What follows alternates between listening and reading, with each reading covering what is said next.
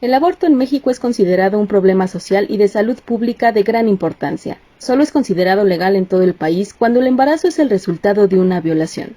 Cada uno de los 32 estados es responsable de establecer, de acuerdo a sus propios códigos penales, las formas de llevar a cabo un aborto inducido sin sanciones. En la Ciudad de México, desde el pasado 26 de abril de 2007, se cuenta con el decreto por el cual se reforma el Código Penal de la Ciudad de México y se adiciona el derecho que tienen las mujeres para que las que así los decidan puedan interrumpir legalmente su embarazo durante las primeras 12 semanas.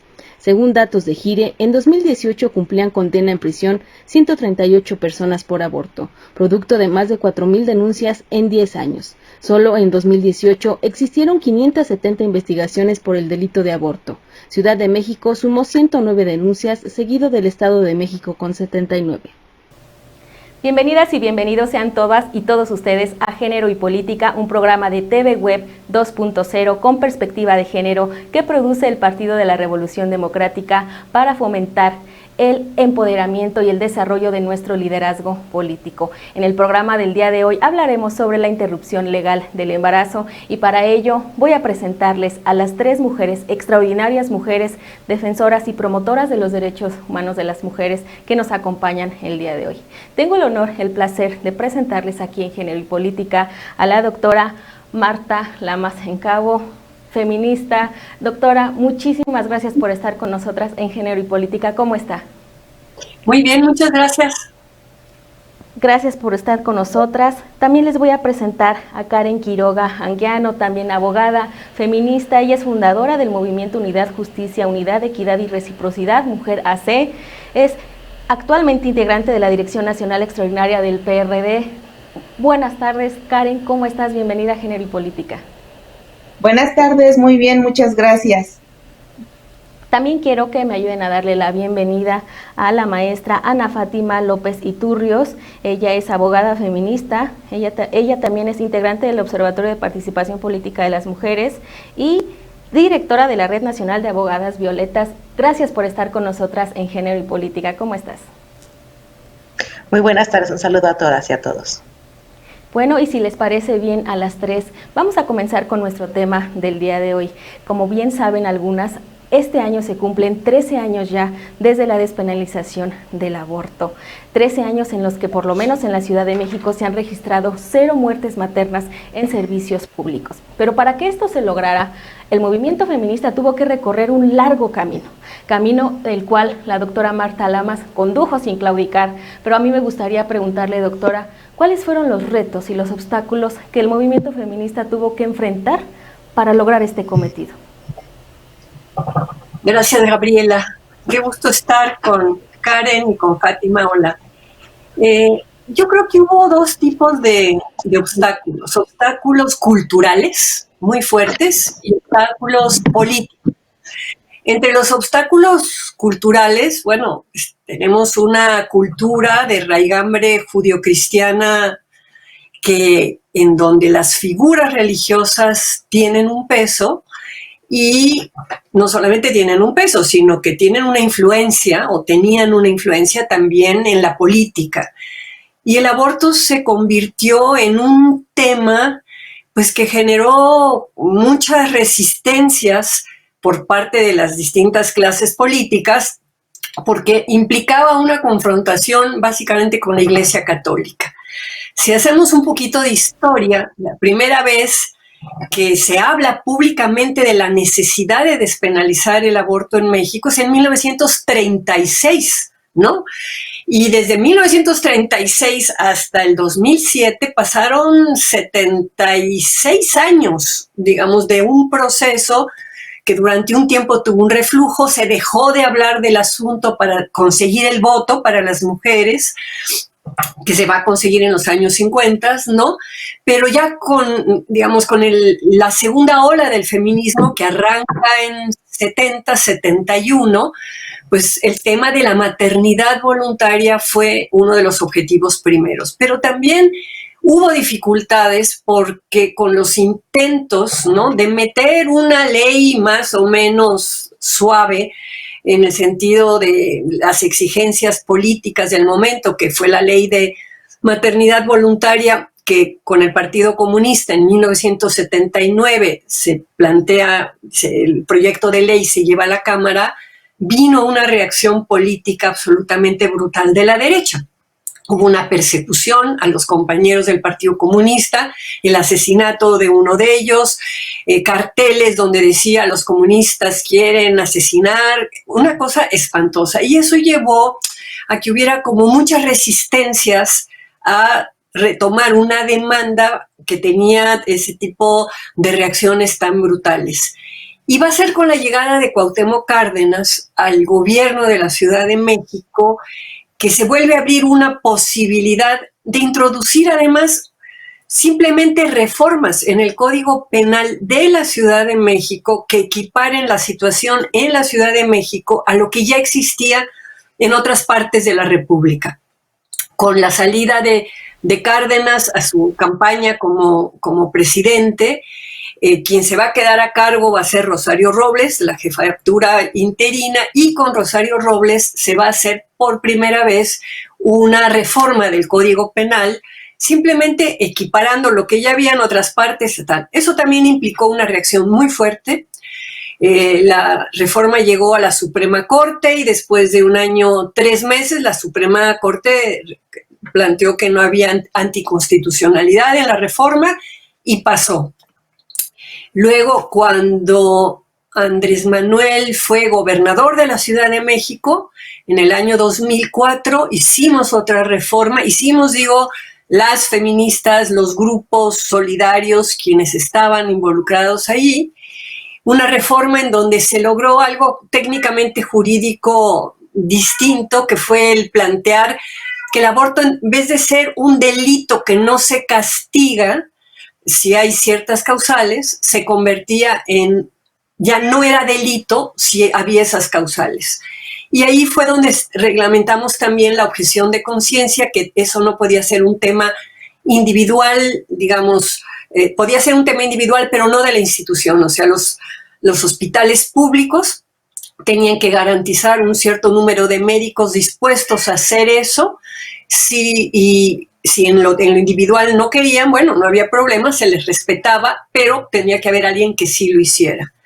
Y ya fue hasta el 2006, cuando Marcelo Ebrard es el jefe de gobierno de la Ciudad de México, que con una alianza muy interesante de muchos partidos se logra la despenalización y sobre todo con la intervención absolutamente inteligente y espectacular de Leticia Bonifaz, la que era la consejera jurídica, que plantea cambiar del sistema de causales a cambiar al sistema de tiempos, ¿no? Y fijar las 12 semanas en donde ya no se requiere ninguna causa para hacer la interrupción. Entonces ha sido, digamos, un proceso que las feministas han llevado de mano de la izquierda y de los partidos de izquierda que han ido también cambiando de Partido Comunista, luego fue PSUM, luego fue PRD, y ahora Morena, y todo mezclado, ¿no? Con otros aliados políticos, los que han permitido liberar algunos de estos obstáculos, ¿no? Me acuerdo cuando se discutió a finales del 2006 y a principios del 2007 el tema de la propuesta de despenalizar, el ataque contra Marcelo Ebrard, por ejemplo, ¿no? Por parte del episcopado y de los arzobispos. Entonces, sí ha sido la parte cultural, digamos, encarnada por esta cultura religiosa, ¿no? Incluso muchos de los diputados en ese momento del PRD, algunas de las mujeres, me acuerdo de Estela Damián, que al final votaron por la reforma, pero tenían conflictos religiosos. Y ahí la organización Católicas por el Derecho a Decidir tuvo un trabajo muy importante que hacer con esos diputados y diputadas del PRD católicos que finalmente apoyaron el cambio de ley. Le agradezco mucho, doctora. Hablando de estos tiempos, yo quisiera ahora irme con la doctora Karen Quiroga. Maestra Karen, si bien hace apenas 1 año se legalizó en Oaxaca, ¿qué es lo que hace falta? ¿Cuáles son los retos ahora actuales que hay que enfrentar para poder generalizar un poco más, para avanzar un poco más? Porque hablamos de 13 años ya, pero solamente en la Ciudad de México y en Oaxaca y en algunos estados, con sus excepciones, es legal la interrupción del embarazo. ¿Cuáles son los retos ahora que hay que seguir enfrentando? Bueno, seguimos desde el movimiento feminista luchando con el concepto, con la articulación de qué es lo que significa, bueno, pues la interrupción legal del embarazo y quitarle esta carga del tipo penal. Esta parte es importante porque hay diferentes opiniones que no permiten que avance el debate como tiene que avanzar. Y además, bueno, pues tener a un poder legislativo siempre de cara a las urnas, pues no permite que ese debate sea de la forma más sencilla y con beneficios para las mujeres. Hoy en Oaxaca se puede ya hablar acerca de que hubo un símil de la legislación en la Ciudad de México, pero no así en los otros estados de la República, en donde se sigue peleando con este concepto de si es una decisión, si es un asunto de un homicidio, y todo este debate del que ya ha hablado que la doctora Marta Lamas, que ha venido generando, y cada vez que se abre el tema se vuelve a reeditar, ¿no? Aún y con los avances que se ha tenido, se vuelve a reeditar la discusión. Entonces, hoy me amanecí hace unos días con una excelente noticia respecto a que hoy la Suprema Corte de Justicia va a poder generar un antecedente importante en donde no solamente la resolución de la sala se va a quedar simplemente hacia el actuar por la aplicación de la ley hacia una persona, sino es un amparo de manera general que mandata, si la resolución se hace acorde al proyecto, mandata al Congreso decirle, pues tienes que modificar el Código Penal.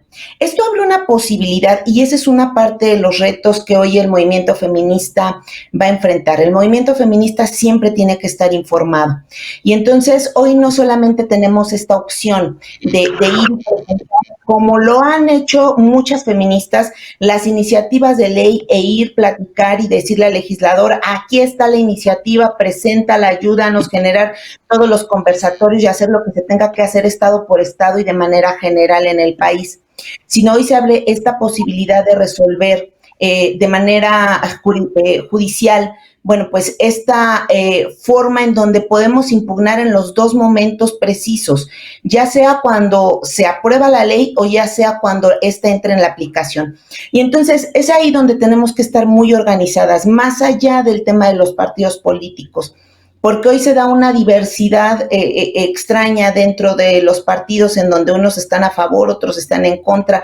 Ya veíamos, bueno, pues este asunto que se dio al principio en el Senado con la senadora Lili Telles, en donde sale electa por un partido de izquierda y ella tiene una concepción totalmente distinta.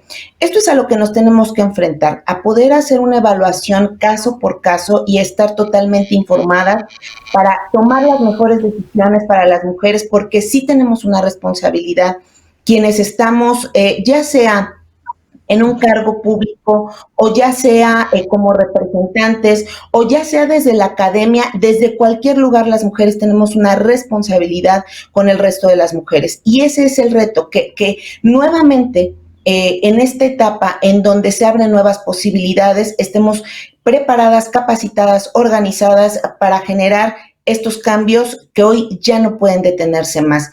Yo quiero aprovechar para agradecer, bueno, acaba de hacer la doctora Marta Lamas una relatoría muy sintetizada de lo que significó estar al frente de esta lucha y ser partícipe, y esto es algo que tenemos que agradecer y no dejar que se pierda en la historia. No dejar que se pierda ahí la lucha, porque si no se vuelve a reeditar cuando nosotros olvidamos la historia, se vuelven a reeditar las discusiones y nos vuelven a meter exactamente en el mismo lugar de donde ya habíamos salido. Hoy es decepcionante, por ejemplo, en el caso de Hidalgo, en donde nuevamente un partido de izquierda hoy en el gobierno de la República, pues dice, no vamos a aprobar el tema de la interrupción legal del embarazo, y bueno, pues otra vez metidos en toda esta moralina religiosa que no permite el avance y el respeto a los derechos humanos de las mujeres. Justamente en ese bucle que pareciera de pronto repetirse con las nuevas generaciones, existen dudas que incluso nos han hecho llegar a través de los comentarios que realizan a Género y Política. Estas dudas que a mí me gustaría ahora irme con la maestra Fátima. Tiene las personas que nos ven, las mujeres que nos ven estas dudas. Si existe ya en nuestra Constitución política, señala que las mujeres tienen derecho a decidir de manera libre y responsable sobre el número y el espaciamiento de los hijos que quieren tener. Y además de eso, pues la Suprema Corte de Justicia de la Nación determina en 2008 la constitucionalidad de la interrupción legal del embarazo. Teniendo todas estas herramientas legales, existe esa duda de, bueno, ¿por qué entonces no es legal ya en todos los estados de la República? Maestra, ayúdenos por favor a contestarle a las mujeres que nos están viendo y que nos envían estas preguntas. Gracias, saludos a todas. Y sí, efectivamente, la doctora Marta siempre nos enseña algo, y ahora sí nos es muy y yo quiero retomar esta parte de la pregunta diciéndoles que es por el federalismo que tenemos en nuestro país. Los estados conservan su soberanía, por ello el aborto se regula local y es considerado un delito con excluyentes de responsabilidad penal, que es igual a que no es delito, o causales de no punibilidad, que es delito pero no se sanciona. Es decir, hay instancias bajo las cuales se considera como un delito o no se castiga. Entonces, los códigos penales de cada entidad federal establecen cuáles son estas excluyentes y causa punibilidad, lo que en la pues traducimos en una situación jurídica, porque las mujeres tienen más o menos derecho para acceder a la interrupción legal del embarazo en su lugar de residencia. ¿Qué es lo que quiero decir? Por ejemplo, una mujer cuyo embarazo pone en riesgo y que vive en un lugar de la República donde no está para causal, como Aguascalientes, Baja California o Morelos, solo por algunos de los que vienen a la mente, en el mejor de los casos se verán obligadas a trasladarse a la Ciudad de México o a Oaxaca para realizar un aborto, si es que cuenta con los recursos económicos o con el acompañamiento necesario, o tiene la aportación para poder viajar. Es decir, que logró hacer esto. De lo contrario, debe culminar con el embarazo a costa de su salud, o bien recurrir a un aborto en la clandestinidad, arriesgándose a ser sujeta de un proceso penal, además de poner en riesgo su salud y su vida. Como nos damos cuenta, la regulación en las entidades es muy restrictiva. La única causal legal que aparece en la totalidad de las entidades es cuando el embarazo es producto de una violación. Por ello, aunque tengamos algunos avances, únicamente Oaxaca y Ciudad de México se encuentran en esta situación. Los demás estados no. ¿Y qué es lo que vemos? Que debido a esta soberanía de los estados, aquellos pueden decir cómo es, nos encontramos con artículos cuartos como el que tiene que están cuidando la vida de adopción y que es la mayoría de los estados de la República. Le agradezco mucho, maestra, le agradezco a las tres. Vamos a hacer una pausa para que podamos continuar en el siguiente segmento.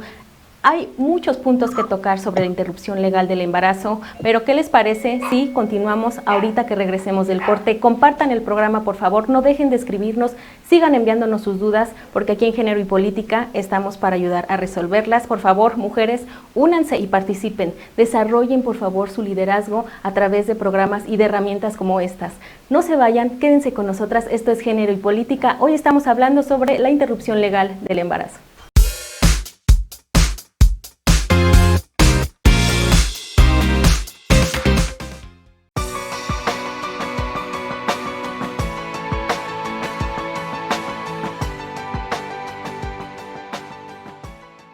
Mi nombre es Alma Beltrán y Puga y yo soy profesora de la Universidad del Rosario en Colombia, de la Facultad de Jurisprudencia. Soy abogada. Sí, precisamente yo en este libro cuento, ¿verdad?, cuáles serían los argumentos que nos favorecen, los argumentos jurídicos que nos favorecen para avanzar derechos reproductivos de las mujeres en México.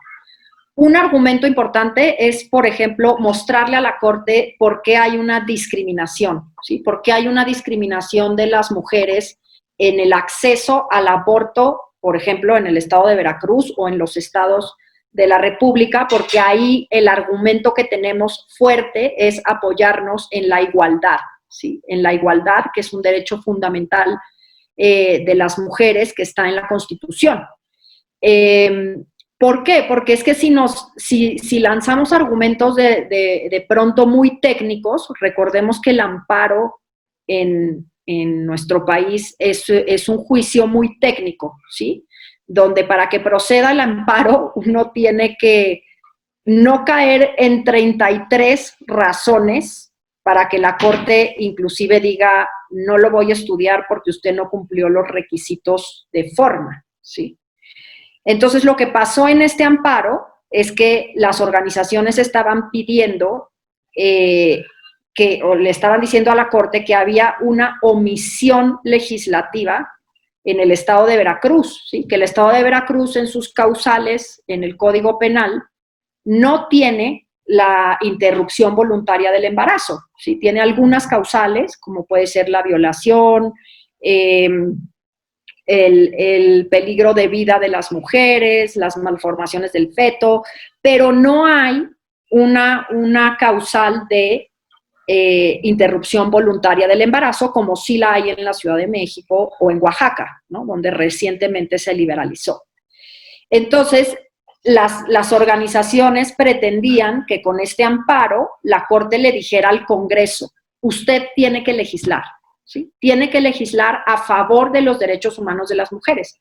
Y ese argumento para una Corte mexicana como la que tenemos es muy complicado, porque entonces le pone a la Corte el dilema de tener que ser una Corte activista en materia de derechos fundamentales y lamentablemente lo que tenemos actualmente es una Corte minimalista, ¿sí? Una Corte que se pronuncia sobre derechos fundamentales de las personas, pero no le dice a las otras ramas del poder público qué hacer. Y entonces ahí la Corte siente que está invadiendo, ¿sí? La esfera de competencias de otro poder, y eso es algo que a la Corte la retracta para actuar, ¿sí? La retracta para pronunciarse. Entonces, este amparo, lamentablemente, es muy poco probable que prospere.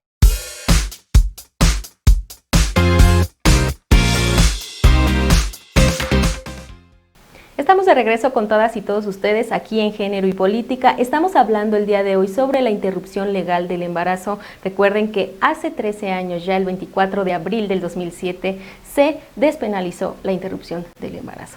Eso estamos platicando el día de hoy. Por favor, escríbanos, compártanos sus dudas. Para eso estamos el día de hoy aquí, para tratar de resolver la mayor parte de ellas. Así que compartan el programa para que pueda llegar a más y más mujeres y lo vean en YouTube. Si no lo vieron ahorita en Facebook, se van a YouTube porque ahí se van a guardar este programa y todos los demás de Género y Política, estos programas que el PRD hace posible para fomentar nuestro empoderamiento y el desarrollo de nuestro liderazgo político. Vamos a continuar con el programa, si les parece bien.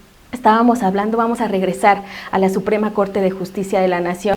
Está analizando si penalizar el aborto pues representa una violación a los derechos humanos de las mujeres. Maestra, doctora Lamas, ¿usted considera que la Corte debe fallar a favor de la despenalización del aborto? A ver, la Corte lo que va a resolver es un caso muy concreto que es el de Veracruz, y lo va a hacer no la Corte en pleno, sino la primera sala.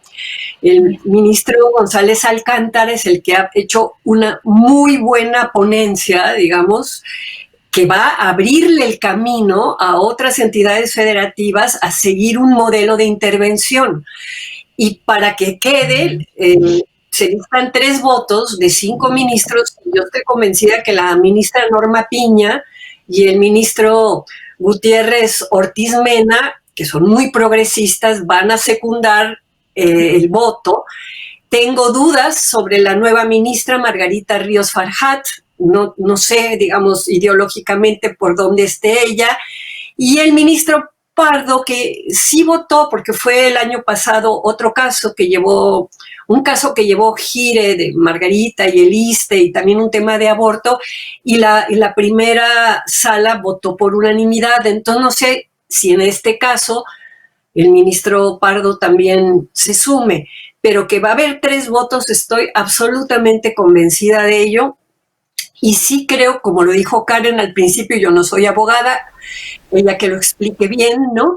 Pero yo creo que esta resolución plantea un modelo de intervención, ¿no? En donde, en base a la Constitución y a los tratados internacionales, se puede argumentar que los estados necesitan modificar sus códigos penales. Entonces, la argumentación de González Alcántara es realmente muy buena, está fundamentada en la Constitución y en tratados internacionales, y creo que, regresando a mi campo, que es más el de lo cultural, antropológicamente, ya hay una generación de jóvenes, la mayoría mujeres, pero también algunos hombres, que constituyen esta marea verde.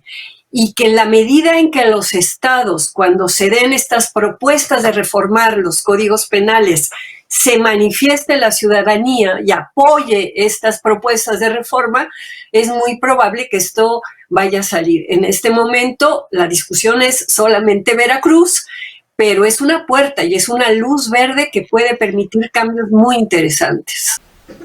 Le agradezco, doctora Lamas. Maestra Karen, ¿cómo pueden las mujeres justamente apoyar, a participar para que esto se desarrolle y se logre el objetivo? ¿Cómo pueden, por ejemplo, ahorita las mujeres que nos están viendo en este momento, cómo pueden participar desde su casa, desde un celular? ¿Cómo pueden impulsar para que la interrupción legal del embarazo se apruebe en Veracruz y se apruebe en todas partes? Bueno, primero ya comenté que estar informadas es lo más importante.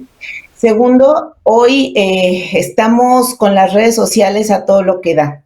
Entonces sería hacer una invitación desde este momento para que todas las mujeres y hombres también generen a través de redes sociales su opinión a la Suprema Corte de Justicia de la Nación.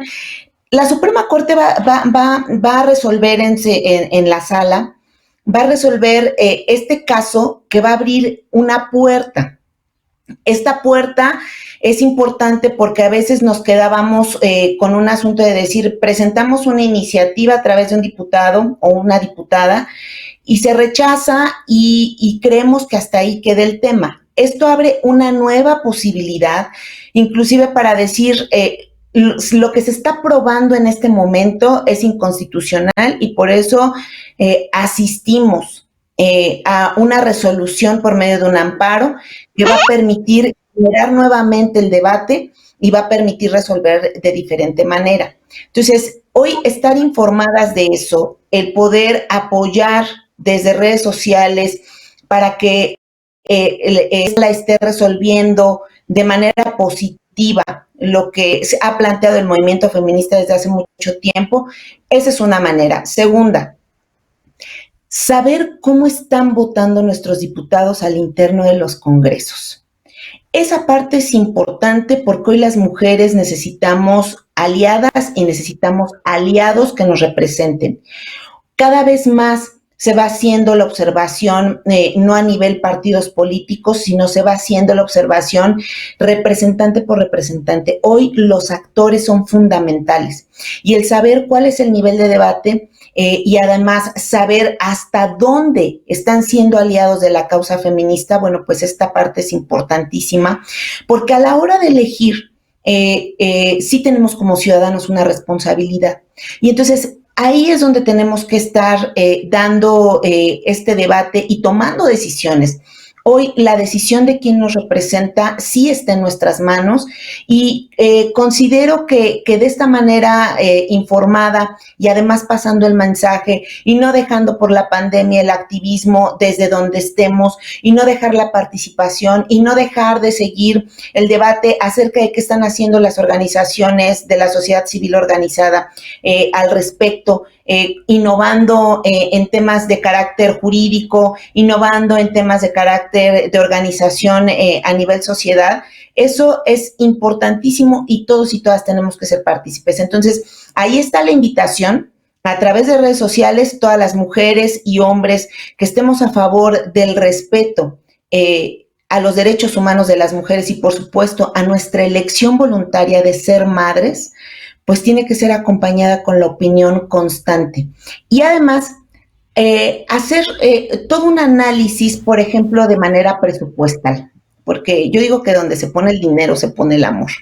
Y entonces, ir acompañando todas estas decisiones, por ejemplo, de cuánto se le está poniendo de presupuesto al tema del embarazo adolescente. Esta parte de haber hecho una reducción importante en este tema y dejando en estado de indefensión a nuestras adolescentes es una falta gravísima. Entonces, es ahí donde tenemos que estar observando todo el tiempo, todos los días, los anuncios que se hacen y además las decisiones que se están tomando en todos los espacios en donde se ejerce el poder público. Muchísimas gracias, maestra Karen.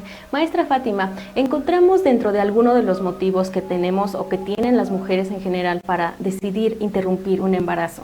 Encontramos que una parte fundamental es la falta de información, es esta parte en donde incluso la cuestión económica influye.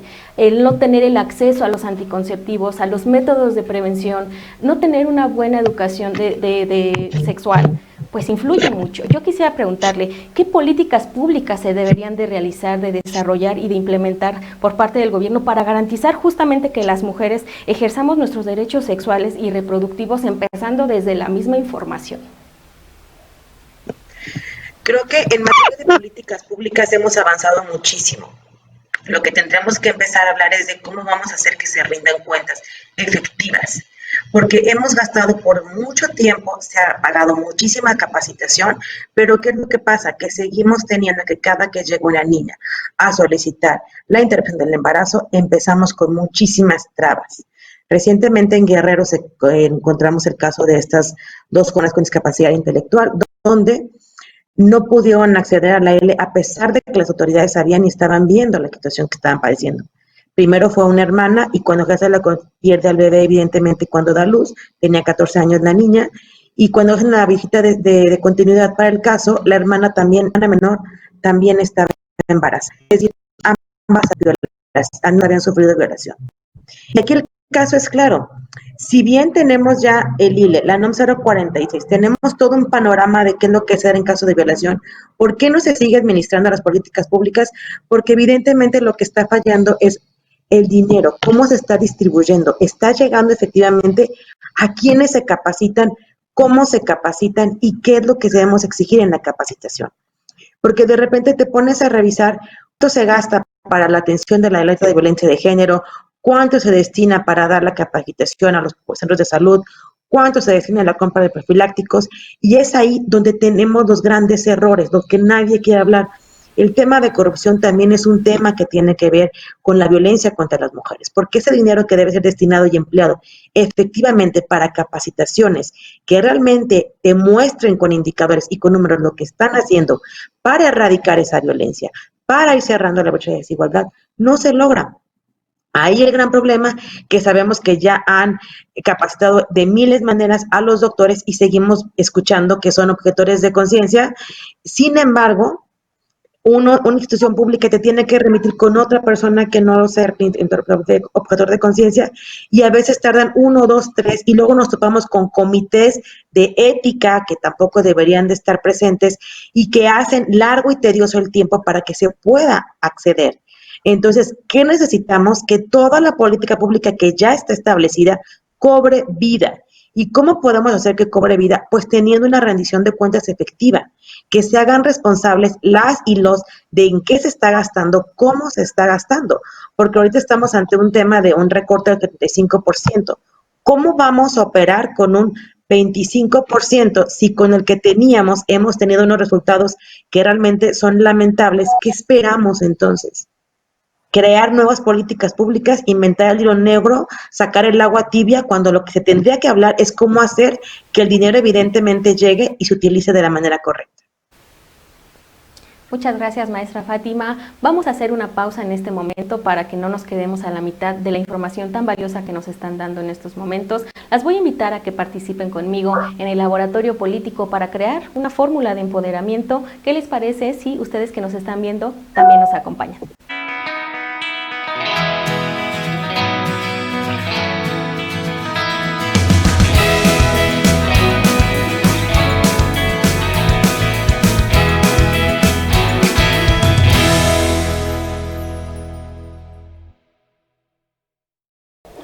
Ay, ay, ay, por aquí tengo, ¿cómo hago esta fórmula? Necesito, ya las vi, qué bueno que están aquí conmigo, gracias por venir, porque de verdad estoy quebrándome la cabeza. Necesitamos hacer una fórmula de participación ciudadana en la interrupción legal del embarazo. Doctora Lamas, ¿cómo la podemos hacer? Bueno, se necesita sobre todo convencimiento para empezar, estar convencidas de que es una necesidad política que va a beneficiar a muchísimas mujeres. Perfecto. Yo creo que le vamos a poner todo. Todo el convencimiento, órale. Todo. Perfecto. Maestra Karen, ¿qué le podemos poner? Recomiéndeme algo, por favor, ayúdeme. Conocimiento y conciencia.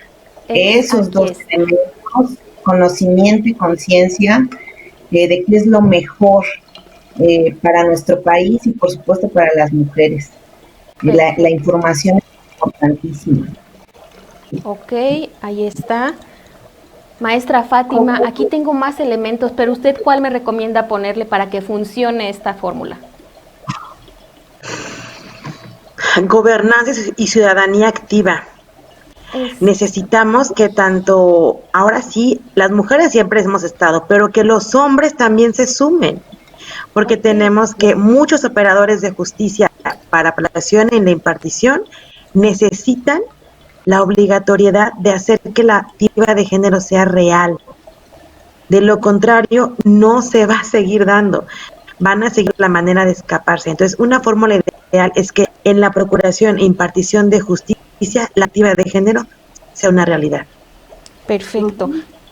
Yo le voy a poner más mujeres en las posiciones de toma de decisiones. ¿Les parece que le pongamos más todavía? Más mujeres. Necesitamos muchas mujeres. Yo diría que más feministas, más personas feministas con una visión feminista. Ok, le voy a echar mucho. Eso me gusta más que más mujeres, porque nos pueden meter a muchas mujeres conservadoras, antiaborto, que también existen. Entonces, no. Más feministas. Personas feministas. Hombres, mujeres, feministas. Sí, gays, hombres, con lo que sean feministas. Eso es lo que necesitamos. Necesitamos una gotita de estrategia. Gabriela. Aquí estrategia, una gotita de hacer cuestiones estratégicas. Ahí está. Doctora Karen, ¿qué más? Tengo por aquí más elementos. ¿Qué me recomienda? Ya casi está lista. Yo creo que le tenemos que poner participación desde todos los lugares. ¿A qué me refiero? Donde estés, donde te encuentres. Desde la casa, desde la calle, desde el transporte público, desde el feminismo se nota cuando habita el país, cuando habita la ciudad, se siente inmediatamente el cambio. Pues la participación es... Mucha participación. Así es. Muchísima. Maestra Fátima, ¿algún ingrediente para que esta fórmula termine de amarrar? Dejar de decir embarazo infantil. Las niñas no se embarazan.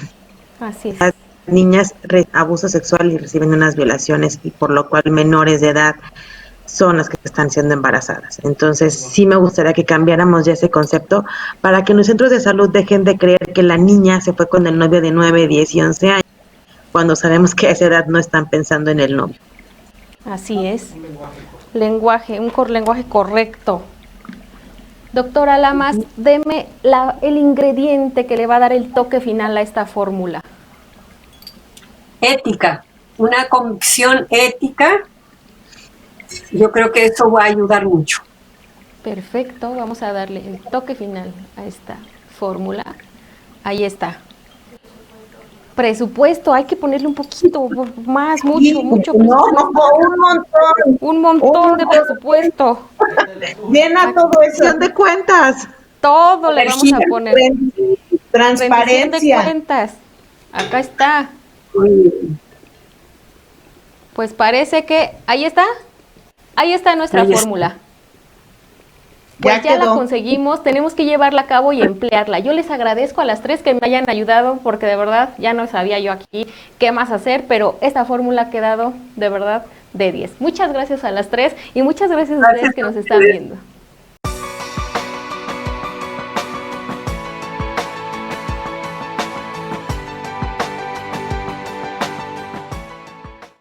Bueno, yo creo que es una decisión sumamente importante y creo que yo estoy muy a favor, dado que existen diferentes tipos de situaciones, ¿no? Creo que no solamente hay una en específico, pero yo estoy muy a favor, dado que, bueno, y como sociedad, creo que las mujeres somos las responsables de saber si traemos o no a alguien a este mundo. Y creo que una persona, y bueno, hablando principalmente de bebés y niños pequeños, se merecen una vida digna, una vida de amor, ¿no? Que tengan padres realmente responsables. Y si alguien realmente no está dispuesto a dar todo por ellos, creo que definitivamente el aborto podría ser una opción para tener como una sociedad mucho más eh, eh, encaminada a lo que queremos. No, creo que también principalmente estamos viviendo una situación mundial, híjole, ¿cómo explicarte? No creo que pues todo el mundo sabemos, ¿no? Sobrepoblación, contaminación,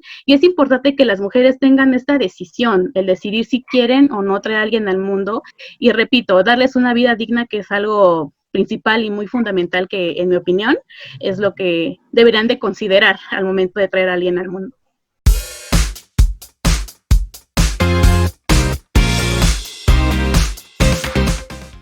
Lamentablemente hemos llegado ya a la parte final del programa del día de hoy, pero ustedes pueden continuar enviándonos sus preguntas porque vamos a estar muy pendientes de todos sus comentarios como lo hemos estado haciendo. Gracias por compartir género y política. Vamos ya a entrarle, por favor, porque si no el tiempo luego no nos alcanza y nos quedamos con ganas de más y más y más, pero tenemos que terminar el programa del día de hoy.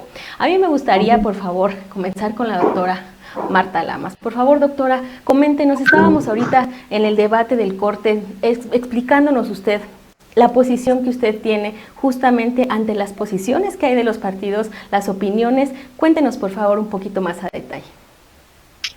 Digamos, más que mis opiniones con respecto a los partidos, a mí me gustaría retomar lo que dijo al principio Karen sobre que la causa, digamos, de la despenalización del aborto tendría que ser una causa a la que nos sumamos todas las personas progresistas, independientemente de en qué partido estemos. Y entre las labores que hay que hacer, ella planteó muy claramente unas.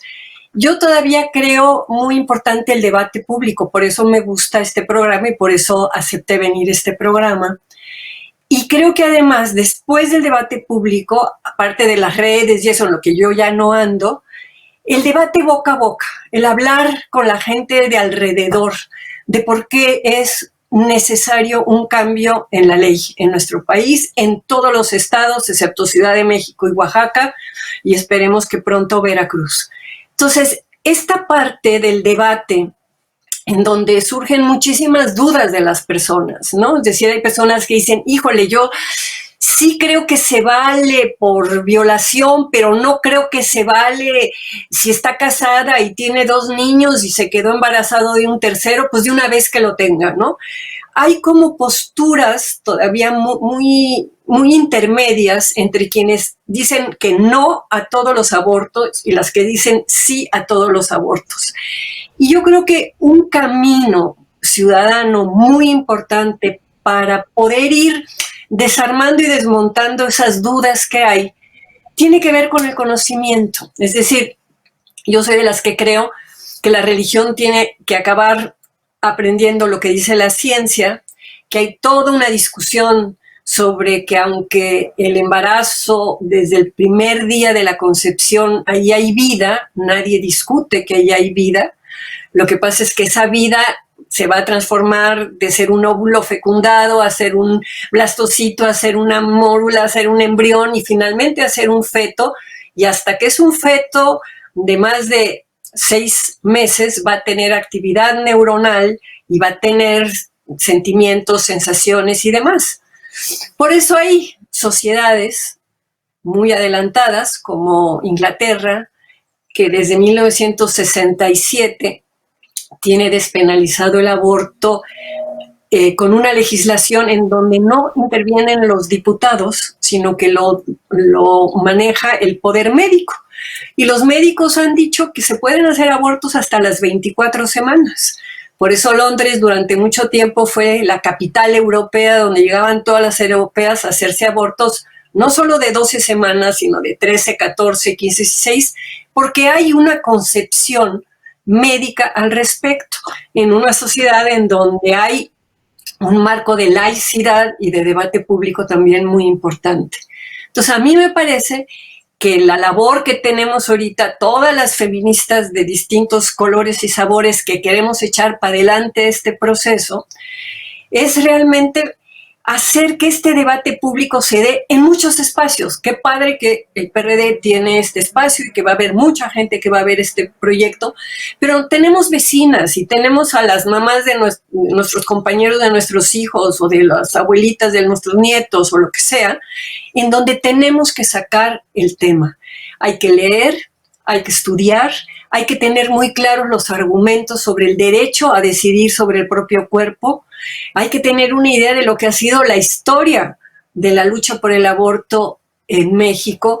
Y en ese sentido creo que vale la pena aprovechar, como ahorita que se está dando este debate en torno al caso Veracruz en la Suprema Corte, a explicarle a mucha gente por qué se vuelve esta gran puerta de entrada a que otros estados de la República entren por ese camino.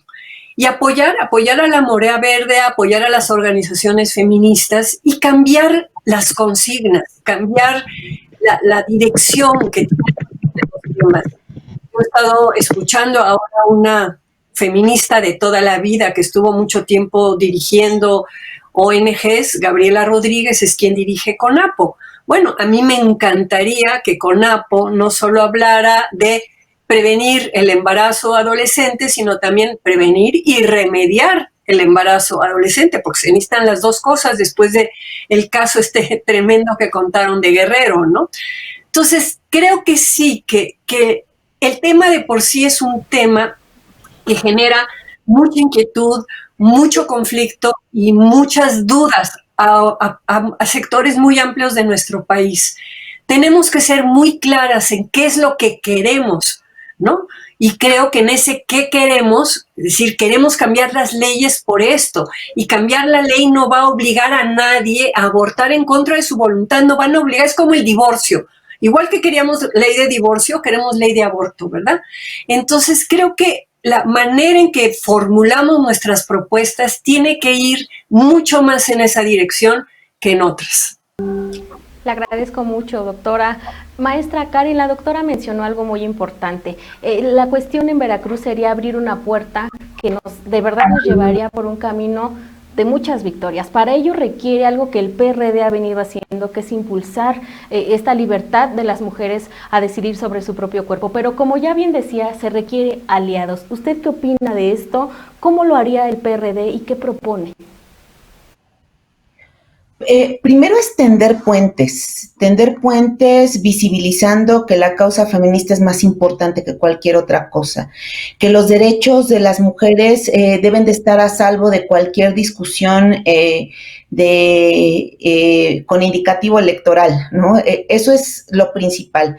No puede estar sometida a consulta, a un tema de juicios, sino tener muy clara la agenda. La agenda del PRD es precisa y nosotros hemos hecho, bueno, pues todo este análisis que tiene que ver con las modificaciones que tenemos que hacer en todos los códigos penales del país. Y por supuesto para esto es una estrategia, y la estrategia que tenemos que seguir hoy con esta nueva puerta que se abre, de la que ya hablábamos acerca de esta resolución que va a emitir la sala, para poder generar un antecedente respecto al estado de Veracruz, primeramente es la elaboración de las iniciativas derivado del comparativo estado por estado de la República respecto a los códigos penales, y hacer la presentación del elemento jurídico para que busquemos, independientemente de que sean o no del PRD, aliados dentro de los congresos locales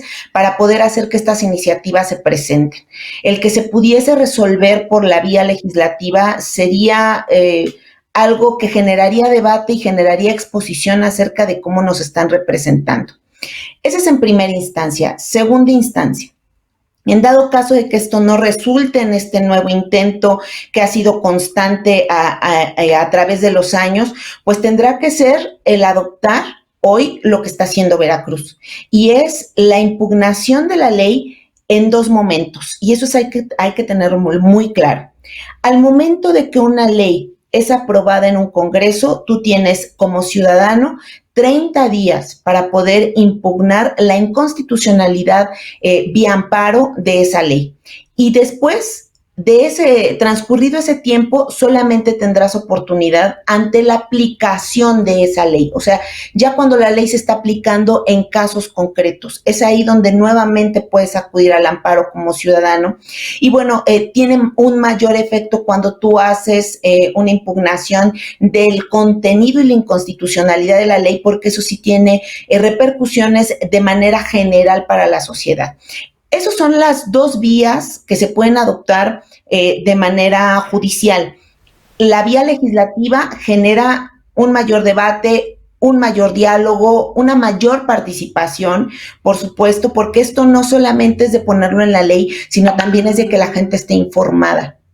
Ya como lo comentaban ambas, tanto la doctora Lamas como la doctora Fátima, bueno, pues el que tengamos una sociedad totalmente informada, no solamente del contenido legal, sino de toda esa educación que hoy deberíamos de estar recibiendo y nuestros hijos deberían de estar recibiendo en cualquier aula, libre de cualquier prejuicio, con toda la laicidad, con todos los elementos informativos que sean necesarios. Esa tiene que ser la mayor aspiración.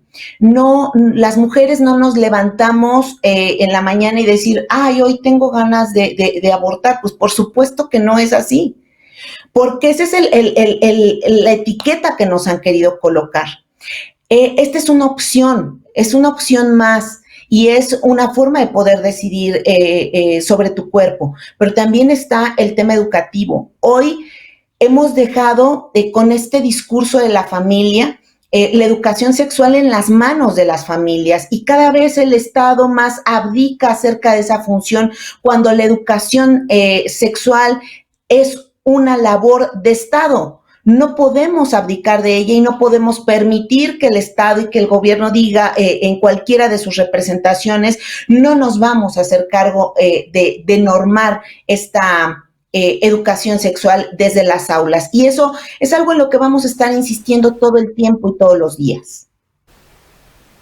Muchísimas gracias, maestra Karen. Definitivamente yo coincido con las tres, estar informadas y desde una edad temprana, por supuesto, porque como bien dicen, pues la idea no es fomentar, decir ya aborten, porque sí, es tener la libertad de decidirlo, pero sí también prevenirlo, poder educar a las niñas desde chiquitas, tener esa apertura en las escuelas, en la educación. Yo considero que sería una herramienta bastante útil y necesaria. Maestra Fátima, usted nos hablaba también de que no nada más necesitamos aliadas y aliados en este camino para seguir abriendo brecha, sino que también se enfrentan otro tipo de obstáculos como la corrupción. Cuéntenos un poquito más al respecto, por favor.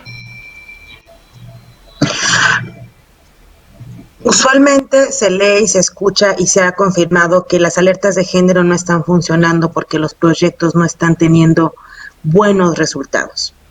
Sabemos que se destina una gran cantidad de dinero, pero cuando estamos solicitando que nos den cuenta de cómo se invirtió, cómo llegó, y hacemos el análisis profundo de las facturas que se emiten por parte de las usuarias y de las personas que participan, ahí tenemos un gran sesgo importante que comenzar a revisar. De repente podemos encontrarnos, y no lo digo en tono peyorativo, sino con mucha claridad en lo que estoy señalando. Vamos a ver que misma consultora o consultorías van a estar repitiendo en varios estados de la República. Inclusive aparecen las mismas fotos de los mismos talleres que se están dando supuestamente en diferentes partes de la República. Estos casos que se han analizado, que se han visto, que son parte de la discusión y están en Internet, nos demuestra que tenemos que poner más atención, porque luego vamos a estar ante situaciones que son muy delicadas. Luego se habla de que quieren eliminar la CONAVIM. Perdónenme, pero gracias a que tenemos una Comisión Nacional, podemos empezar a trabajar y a ver qué se requiere. pero no lo podemos hacer solas. Ningún gobierno va a acabar si no hay una ciudadanía activa que ejerza la gobernanza de manera efectiva y que constantemente esté haciendo una contraloría social de los gastos, porque ahí tenemos la situación. Cuando escuchamos los recortes, cuando escuchamos lo que está pasando en términos de corrupción y cómo podemos lograr que esto no se siga aumentando, lo que tenemos que empezar a hacer es formar alianzas. O sea, tenemos una base social grande las feministas donde todo el tiempo podemos estarnos llamando. Recientemente que tuvimos en Guanajuato, teníamos el aviso de que ya se estaban haciendo las intervenciones, hubo pláticas, no se logró, pero ya seguimos hablando. Las feministas no hemos parado de poner el tema del aborto al frente, siempre lo estamos diciendo. La marea verde llegó para quedarse, no nos hemos cansado, o sea, como lo comentaba la doctora Lamas, pasaron casi 63 años para poder hablar de que en la Ciudad de México ya se permite, y luego festejamos 13 años de este logro, y 12 años después Oaxaca lo puede lograr. Te hablo de una constante en que las feministas siempre estamos levantando la voz. ¿Qué falta para hacer el cierre de la pinza? Que ahora también se verifique que efectivamente el dinero se esté emitiendo para lo que debe de darse, que abramos y que podamos empezar a ver cómo hacer que los recursos evidentemente se disparen de las maneras más adecuadas. Sabemos que lo más difícil es que los municipios, que son los encargados con el contacto directo con la ciudadanía, tengan estos controles. Ahí lo tenemos que estar fijando, porque a lo mejor el gobierno federal está haciendo la repartición, el estatal lo está recibiendo, el municipal es el que tiene que rendir las cuentas y entregarlo. Y de ahí tenemos que ver que, por ejemplo, en Oaxaca, 570 municipios, tendríamos que estar revisando que evidentemente se dé. Y muchas veces se pasa que por la propia trascendencia del pueblo y por el tiempo, se deja como, claro que lo están haciendo bien, pero no es el que lo estén haciendo bien, es el hecho de cómo vamos a hacer nosotros para revisar que en todos los municipios, Jalisco tiene 125, que en todos los demás municipios se esté cumpliendo a cabalidad. Y estas muestras de cómo se gasta es lo más importante para verdaderamente lograr que el dinero tenga una función y además de que tenga una función, que cobre vida para ir cerrando la brecha de desigualdad y de violencia contra las mujeres. Si vemos el informe mundial para 2020 decían que faltaban cuántos años para lograr un salario igual y cuántos para poder llegar en paridad, más de 99 años. ¿Por qué se los digo esto? Porque hay muchos campos abiertos que tenemos que seguir explotando para poder llegar a un estado donde seamos menos violentadas. Coincido con las tres, necesitamos definitivamente ser aliadas, estar informadas para seguir abriendo brecha. 13 años, se dice fácil, pero es una lucha que ha costado mucho trabajo, que incluso ha costado vidas en protestas, que ha costado la criminalización de estos movimientos y que han enfrentado de verdad muchísimas cosas. 12 años tuvieron que pasar para que otro estado de nuestra república pudiera seguir abriendo esta brecha, pero no es imposible. Falta todavía mucho camino por recorrer, pero el movimiento feminista, como bien dice la maestra, no se ha cansado y ha seguido al pie y seguirá adelante. Eso nos ha quedado muy claro. Lamentablemente el tiempo se nos agota. Yo quisiera escuchar, por favor, las conclusiones de la doctora Marta Lamas. Bueno, yo, más que conclusiones, el otro día escuché un hashtag de un grupo de chicas jóvenes que están trabajando en Quintana Roo y que han hecho la campaña de la Marea Verde con el hashtag de sin aborto no hay voto. Y yo creo que en el sentido del camino que puede significar las próximas elecciones, va a ser muy importante que los partidos progresistas entiendan que tienen que poner a candidatas y a candidatos que van a tener una postura de reforma de los códigos penales. Yo creo que de aquí a las elecciones del año que entra, sí hay mucho trabajo ciudadano que hacer, y en ese trabajo ciudadano, el tener muy claro lo que queremos, que es una reforma del Código Penal similar a la que ocurrió en Oaxaca, a la que tenemos en la Ciudad de México, es fundamental. Entonces, pues yo creo que trabajo siempre hay, tenemos mucho, y ojalá y como ciudadanas y ciudadanos seamos capaces de hacer esa exigencia a los partidos progresistas que hay ahorita en el país. Pues ahí está el hashtag Sin aborto no hay voto, sumémonos y pongámoslo por favor en nuestras redes sociales, porque de verdad que la ciudadanía tiene que participar. De otra manera no vamos a poder seguir avanzando. Es muy cierto lo que dice la doctora, hay que participar, tenemos mucho trabajo por hacer. Gracias, doctora. Me encantaría escuchar ahora, por favor, la conclusión, algo que agregar, maestra Fátima, adelante. Es muy importante lo que acabamos de comentar en el hecho de que estamos en periodo electoral, está por iniciar el proceso y tenemos una gran oportunidad de exigir de que se cumpla. Siempre hemos pedido la creación de un código penal único para poder establecer los delitos tanto de feminicidio como del acceso legal al aborto. Es nuestra oportunidad de exigir, de elevar cada vez más el costo político a las y los futuros candidatos para que no nada más se quede en el discurso y que se convierta en ley. Será ley. Y tenemos que decirlo con todas sus letras. Este es un momento que tenemos y que debemos utilizar. Nosotras ya estamos organizadas, ya estamos preparando el informe sombra para la CEDAW que será el siguiente año, ya estamos articulándonos una y otra vez. Tenemos que tomar este tiempo como una gran oportunidad para seguir avanzando. Y quizás no podamos avanzar en todos los estados, pero la lucha continúa. Y si nos empezamos a reconocer una y otra vez que sí se puede, el aborto legal será ley. Así es, y aprovechar que tenemos que ser más exigentes y no quede nada más como una promesa de campaña, que como usted bien dice, sea ley, que no sea una promesa que quede en el aire y que sea letra muerta. Yo estoy totalmente de acuerdo con eso. Maestra Karen, por favor, algo más que agregar, sus conclusiones, adelante. Sí, claro. Bueno, pues primeramente me dio mucho gusto poder participar en este programa porque tiene un objetivo claro a favor de las mujeres y a favor, por supuesto, de la ciudadanía.